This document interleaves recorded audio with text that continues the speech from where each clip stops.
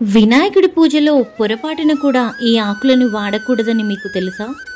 అందరి దేవుళ్ళ కంటే ముందుగా మనం వినాయకుడినే పూజిస్తాం.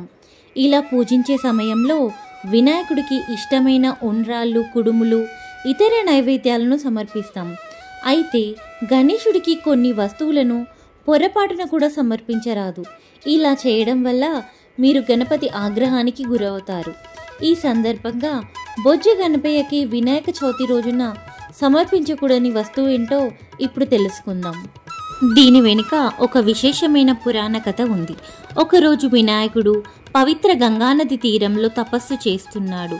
ఆయన రత్నాలతో అలంకరించిన సింహాసనంపై కూర్చొని ఉన్నారు.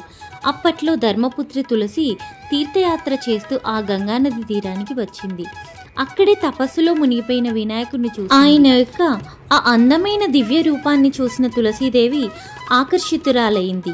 తక్షణమే గణపతిని సంప్రదించి, ప్రభు, నేను మిమ్మల్ని వివాహం చేసుకోవాలనుకుంటున్నాను అని చెప్పింది. దీనికి వినాయకుడు కోపంతో, నా తపస్సుకి భంగం కలిగించావు, నేను బ్రహ్మచారిని, వివాహం చేసుకోను అని చెప్తాడు.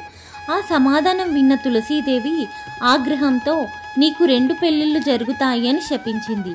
దీనికి గణపతి కూడా ప్రతిశపించారు, నీవు అసురుడితో వివాహం చేసుకుంటావు అని.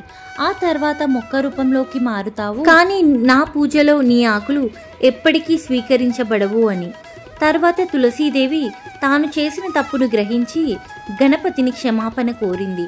అప్పుడు గణపతి చెప్పాడు, కలియుగంలో నీవు మోక్షం పొందుతావు, కానీ నా పూజలో మాత్రం నీకు స్థానం ఉండదు అని. అప్పటి నుండి గణపతి పూజలో తులసి దళం నిషిద్ధమైంది. అందుకే మనం వినాయకుడి పూజలో తులసి దళం సమర్పించము. ఓం గం గణపతయే నమః.